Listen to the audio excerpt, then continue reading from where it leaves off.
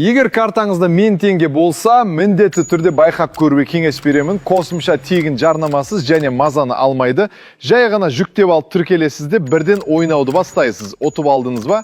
Ақша 5 минуттың ішінде шотыңызға түседі. Бәрі өте оңай, жылдам және түсінікті. Мен сіздің орныңызда болсам, міндетті түрде байқап көрер едім. Бұл күніне 70 000 теңгеден табыс табуға керемет мүмкіндік. Between the ages of 0 to 5, impact the next 15, 25, 50 years of our life. Wow. And how we give love to ourselves and how we give love to others. And so I was thinking, do you have a core memory or an experience with your family from childhood that kind of embodies the feeling you have about them now or that keeps you tied close to them? I'd say sort of more than a memory is just a feeling that I could say all of my brothers and I had, was that because our dad's a comedian, his job only ever existed once we had gone to bed, and our mum worked from home. She was a photographer. So to us as kids, our parents didn't really work. They just were always home. So we had this amazing foundation where no matter any time of the day, either mum or dad would be at the house. And we felt so kind of solid as a family, which is why I kind of have this dream of one day having kids and putting my work to bed and just kind of being there as a dad. Because I really admire how my dad was around. You know, being a comedian is a very, very volatile job. The highs and lows are so extreme, and as kids we never saw that. The only version of my dad I ever saw was the happy dad, let's go to the park. We used to play this game called golf goals, where we would go down to the park, there's like this big blue metal goal, and we would just fire golf balls into that goal every day, and he would give us 10p every time a ball went in the goal, and that was kind of the foundation of our golf and all that sort of stuff. So for me, broader than a core memory was the idea of always feeling connected and safe within my family unit. And I think a large portion of that is that my mum and dad have always been such a solid team, and they've always been there for us. Yeah, wow. Have they, as you've grown older, have they kind of opened up about some of the challenges that they were going through that they obviously didn't show you and your family when you were kids? Because I can imagine, we always talk about this, right? Like being a comedian is extremely difficult because you're making everyone else laugh. At the same time, it's a career path that, like you said, is completely volatile. Sure. Have they opened up as time's gone on? And how has that felt when you've gone from like seeing your parents always being happy to being like, oh wait, there was all this other stuff going on? Absolutely they have. And it's not even sometimes things that they've told us. It's just things that we've grown up to recognise. As a young kid, you know, you're not looking to how's my mum feeling, how's my dad feeling. And now as an older person, you know, those are things I care about. I want to call my mum because I know it will brighten her day. So that's all part of growing up, I guess. So seeing the way in which my dad's job affects him or my dad's job affects my mum is something we've all sort of come to terms with, and he's amazing at it. I mean, to be honest, I say affect, it doesn't really affect anyone. He's so good at handling it, which is a lot of why I feel like I am the way I am. For example, The Crowded Room's come out, the critics absolutely hated it. They thought it was the worst thing they've ever seen, and it doesn't really upset me.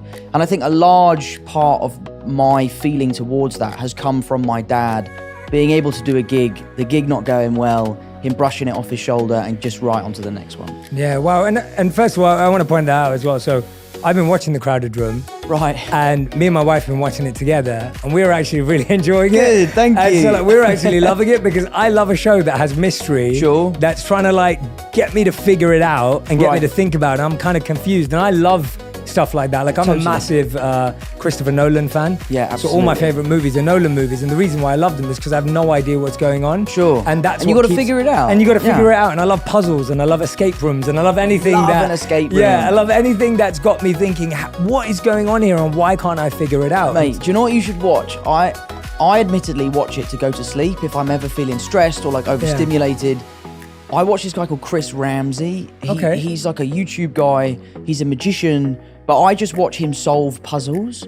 He like buys these Japanese like handcrafted puzzle boxes, and he just solves them. And I've started buying them, and they come to the house, and you sit down for 4 hours, put it down, pick it up, and try and solve this puzzle, and it's amazing. Are you any good at them? No, I'm terrible at them, mate. I'm absolutely terrible. I've had an unsolved Rubik's Cube since I was like 11.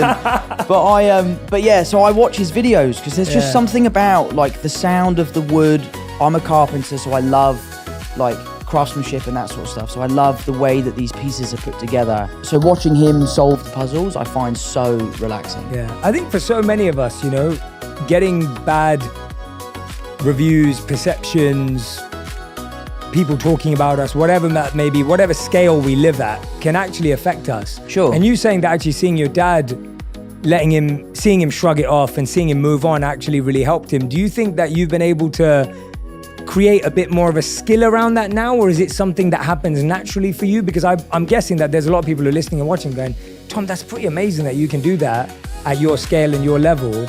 But, you know, I'm still affected by that. Or I really struggle when my mate says something. Like, I know the number one thing I hear is like, most people don't chase their dreams because they're scared of what their mates will say, let alone what the world will say. Yeah, like I had this I was flying back last night, as I was telling you. So I was on a plane from DC to London last night, and the air hostess, she was wonderful. Her name was Jeanette. She said to me, she was like, Jay, I really want to start a YouTube channel, but you know, you just got to block out what your friends are going to say, right? And she was just worried about it. So that it's a very real thing. So I guess, have you kind of figured out a little formula for it, or is it just natural because you saw your dad and it's become easier that way? I think it's a little bit of both, really. You know, I think it's something you definitely get better at. I'm really lucky that I have an incredibly strong group of friends. Like, one of my best mates just called me up earlier to say he'd seen the 5th episode, and he's like, I know what happens in the show and I'm still loving it. The people I'm watching it with have no idea what's going on, but they can't wait for the next one. Yeah. So, you know, I really, really hold high the opinions of people that I really care about. I'm also really lucky to have an amazing group of fans who are so supportive. They are diehard, they are there day one, and that makes me feel really good. But I do think a lot of my lessons in life have come from my dad, and the ways that he can deal with things that he hasn't done very well in the past, that he's passed on to me. And I live by this really, I don't actually know if Christian Bale did say this, but I think he did. Bale, so I love Christian Bale. Bale. He said I it. Yeah, love Christian we'll Bale. say he said it, yeah. But I think the quote is, if you have a problem with me, text me. And if you don't have my number, you don't know me well enough to have a problem with me. That is so good. And I think that is such a great piece of advice, because as a celebrity, you live on this stage, you live out there, you kind of give out a version of yourself that you want people to see. Mm-hmm. And that can be the version of yourself that they can have a problem with or they can love. And there is I feel like I'm quite authentic in my public persona, but I just try to really care about what my family thinks, what my friends think, what the people in my local community think. I live in Kingston, I know everyone that lives there. I can't walk 5 feet without bumping into one of my mum's friends. So it's something I've been working on.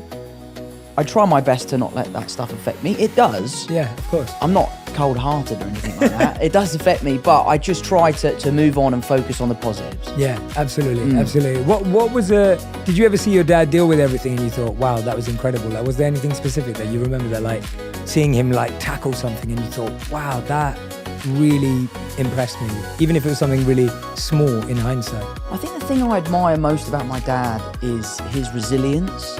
You know, he's someone who has had an incredibly successful career in his earlier life, and then later in life his career sort of plateaued and he struggled, and he's never stopped. He's never given up. He's still gigging to this day. He's still writing books. He has a Patreon. He has a podcast. He's constantly grafting to get to where he wants to be. And I think being a young kid and seeing your dad continually working as hard as he can to kind of put his best foot forward, for me, has been a huge drive for my work ethic. I'll give it 100% or I'll give it nothing. And I think a lot of that has come from my dad and seeing him deal with that. The funny thing about my dad is, you talk about doing a bad gig. I must have seen him 20 times. I've never seen him do a bad gig. He always seems to absolutely rip it. But maybe that's just because we're in the audience. But no, I owe a lot to my dad, and a lot of the teachings are things he's told me and things I've just witnessed him do. Yeah. And was there ever a piece of feedback or a rumor or something you saw that did affect you, where you actually thought, well, or at least made you stop and go, God, I'm trying to see the positives, but this one's tough. Like this actually made me have to pause and figure it out. Something that did really upset me, I was in New York, I was shooting The Crowded Room, and I was having a really hard time with the job just because of how taxing it was, the emotional capacity that I was having to get to every day. And I decided to delete my Instagram because I just felt like I was so addicted to